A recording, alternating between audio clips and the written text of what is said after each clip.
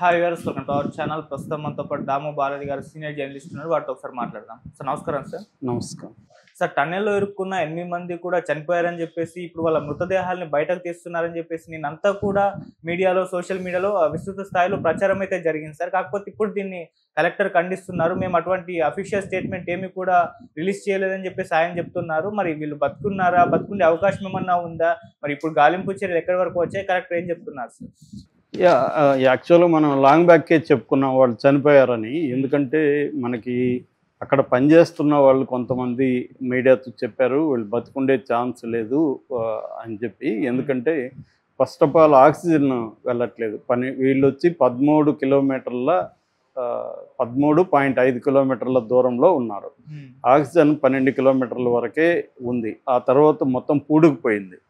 So అక్కడ బతికుండే chance లేరు. Oxygen అందుతూ కొంత వాళ్ళకి ఏదన్నా ద్రవాల రూపంలో ఆహారం ఏదో ఒకటి దొరుకుతూ ఉంటే వాళ్ళు బతుకుంటారు. ఇది 22వ తేదీ జరిగింది, ఈరోజు 1వ తేదీ. సో ఇన్ని రోజులు ఉండే పరిస్థితి లేదు, అసలు ఛాన్సే లేదు. కాకపోతే ఏంటంటే ఇది కన్ఫామ్ అయ్యే వరకు చెప్పొద్దని వీళ్ళు చెప్తున్నారు. నిన్న కలెక్టర్ మీడియాతో ప్రత్యేకంగా చెప్పాడు, మీరు ఇలా ప్రచారం చేయొద్దు అని చెప్పి.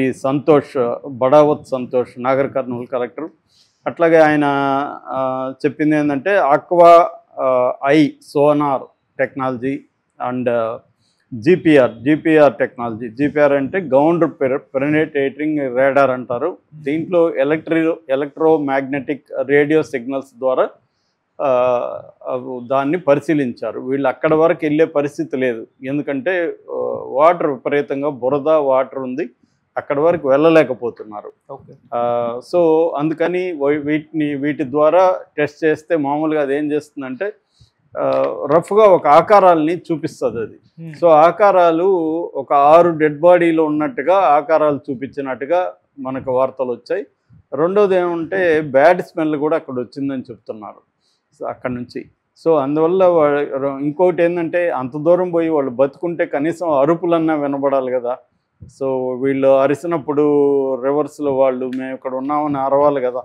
ఎందుకంటే ఒక 75 మీటర్ల దూరంలోనే ఆగిపోయినారా అని చెప్తున్నారు. 75 మీటర్లు ఆగుంటే మనుషులు అరిస్తే వినబడాలి. కాబట్టి ఏ రకంగా తీసుకున్నా బతుకుండే అవకాశం లేదు. ఇందులో 2 ఇంజనీర్లు ఉన్నారు, 2 అమెరికన్ రాబిన్స్ కంపెనీ దీని మీద పనిచేస్తుండేది, రాబిన్స్ కంపెనీ.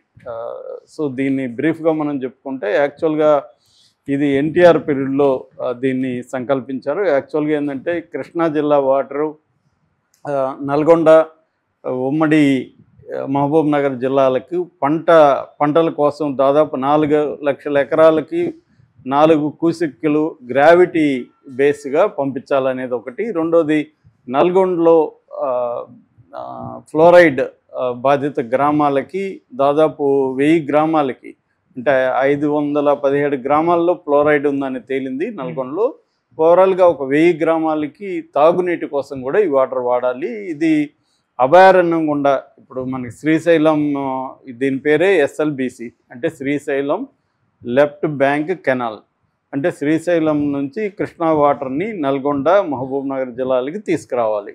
ఇది అడవి గుండా రావాలంటే వన్యప్రాణులకు ఇబ్బంది అవుతుంది, ఎందుకంటే పెద్ద పెద్ద సౌండ్లతో దీన్ని చేయాల్సి ఉంటుంది కాలువని. అట్లాగే చాలా చెట్లు కూడా పెద్ద ఎత్తున నరికేయాల్సి ఉంటుంది. కాబట్టి దీనికి పర్మిషన్స్ ఎన్విరాన్మెంటల్ బోర్డు కావచ్చు, సెంట్రల్ ఫారెస్ట్ డిపార్ట్మెంట్లు కావచ్చు, ఇవేవి కూడా పర్మిషన్లు దొరకవు కాబట్టి అలో చేయరు. కాబట్టి దీన్ని సొరంగ మార్గం ద్వారా నీళ్లు తెప్పించాలనేది అనుకున్నారు. ప్రపంచంలోనే రైల్వే టన్నల్స్ ఇంతకంటే పొడవు ఉన్నాయి, కానీ వాటరు టన్నళ్ళు ఇదే పొడవైంది. దాదాపు 44 కిలోమీటర్లు, 49 కిలోమీటర్ల 930 మీటర్లు, ఓవరాల్గా రఫ్గా 44 కిలోమీటర్ల పొడవు ఉంది ఇది. సో దీన్ని యాక్చువల్గా 2007లో మొదలుపెట్టారు. ఉమ్మడి ఆంధ్రప్రదేశ్లో 2010 నాటికి 52% కంప్లీట్ చేశారు, కానీ మళ్ళీ ఆగిపోయింది. అది కేసీఆర్ పీరియడ్లో ఆగిపోయింది. కేసీఆర్ వీడియో కూడా వైరల్ అవుతుంది. అది ఒక పనికిమాలిన టన్నులు, ముందుకు పోదు వెనక్కి పోదు, అది మనకు తగలగట్టారు అని కాంగ్రెస్ వాళ్ళని అప్పుడే తిడుతున్నాడు ఆయన. దాని తర్వాత ఇప్పుడు రేవంత్ రెడ్డి ప్రభుత్వం వచ్చినాక దాన్ని మళ్ళీ మొదలుపెట్టారు. దీన్ని ఢిల్లీకి చెందిన జేపీ అసోసియేట్స్, జయప్రకాష్ అసోసియేట్స్కి అప్పగించారు. వాళ్ళు అమెరికాకు చెందిన రాబిన్స్ అండ్ కో కంపెనీకి ఇచ్చారు. ఇప్పుడు రాబిన్స్ కంపెనీ దీన్ని తవ్వకాన్ని చేస్తుంది. దీంట్లో ప్రధానంగా ఏంటంటే టీబీఎం అంటారు. టీబీఎం అంటే టన్నెల్ బోరింగ్ మిషన్. ఈ టన్నెల్ బోరింగ్ మిషన్ అనేది 43 కోట్ల నుంచి 850 కోట్ల వరకు ఉంటుంది ఆ మిషన్ క్వాలిటీని బట్టి అలాగా. సో ఆ మిషన్లు 2 తెప్పించారు. ఒక మిషన్ తెప్పించాలంటే 2 ఏళ్ళు పడుతుందని చెప్తున్నారు. ఈవెన్ బేరింగ్కే 1 ఇయర్ పట్టింది. అందువల్ల బాగా లేట్ అవుతుంది.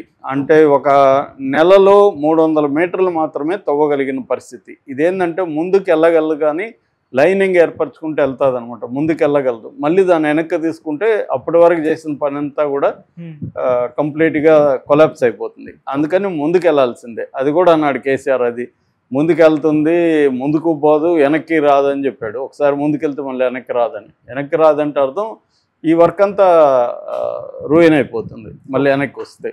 అలా చేసుకుంటూ వెళ్ళాలి. ఇంకోటి ఏంటంటే ప్రాబ్లం ఎక్కడంటే ఎక్కడా కూడా యాడిట్ అంటారు. యాడిట్ అంటే ఈ కెనాల్లో వేరే మార్గం ఏం లేదు. ప్రారంభము ఇన్లెట్ అండ్ అవుట్లెట్ ఈ 2 ఉన్నాయి. మధ్యలో ఏదైనా ప్రమాదాలు జరిగినప్పుడు మధ్యలో ఒక మార్గం ఉంటే ఇప్పుడు ఆ మార్గం గుండా వీళ్ళకి కమ్యూనికేషన్ కానీ ఫుడ్ కానీ ఏదన్నా పంపించేదానికి ఆస్కారం ఉండేది. అవేమి చేయలే వీళ్ళు. అది మేజర్ ప్రాబ్లం అని ఇప్పుడు కొంతమంది ఇంజనీర్లు బయట చెబుతున్నారు. సో దీనివల్ల ఇక్కడ 50 మంది యాక్చువల్గా పనిలో ఉన్నప్పుడు 8 మంది ఇరుక్కున్నారు, మిగతా వాళ్ళు బయటికి రాగలిగారు.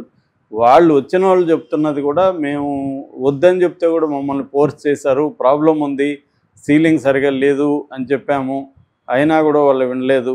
ఏమి ఇప్పుడు వర్షాలు ఆగిపోయినాయి కదా పని చేయండి అని ముందుకు దూస్తారు, మేము అలా వెళ్ళామనేది వాళ్ళు చెప్తున్నారు. పైగా ఇందులో ఉండేవాళ్ళు ఎవరు కూడా తెలుగు వాళ్ళు కాదు. ఇప్పుడు ఈ 8 మంది కూడా వివిధ రాష్ట్రాలకు సంబంధించిన వాళ్ళు కాబట్టి తెలంగాణలో ప్రెజర్ దీని మీద కూడా పెద్దగా లేదు. అయినప్పటికీ కూడా వీళ్ళ సీరియస్గానే మోడీ రేవంత్ రెడ్డికి పనిచేశాడు. రేవంత్ రెడ్డి కూడా సీరియస్గా 2 మంత్రులకి జూపల్లికి ఉత్తమ్ కుమార్ రెడ్డికి అప్పగించారు. అట్లాగే ఆర్మీని, నేవీని, సింగరేణి కార్మికుల్ని, సెంట్రల్ వాళ్ళని అంటే ఎన్డీఆర్ఎఫ్, ఎస్డీఆర్ఎఫ్ అంటారు, national disaster relief force, state disaster relief force, JP and Navayuga అంటే ఇటువంటి టన్నల్స్ని తవ్వడంలో ఎక్స్పీరియన్స్ ఉన్న వాళ్ళని ర్యాట్ డిగ్గర్స్ అంటారు, ర్యాట్ హోల్ డిగ్గర్స్. ఈ ర్యాట్ హోల్ డిగ్గర్సే ఉత్తరాఖండ్లో ఇరుక్కున్నప్పుడు కూడా వీళ్ళే కాపాడారు, వాళ్ళని పిలిపించారు.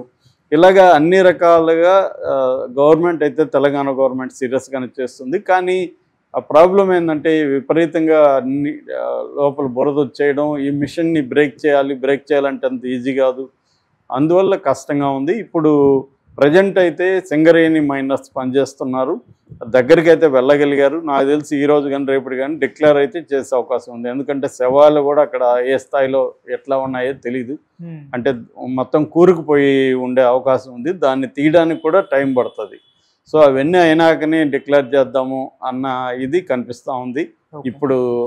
అందుకనే కలెక్టరు చనిపోలేదని ఆయన చెప్తున్నాడు. కానీ ఏ రకంగా కూడా అక్కడ పనిచేసే వాళ్ళు కానీ అందరూ కూడా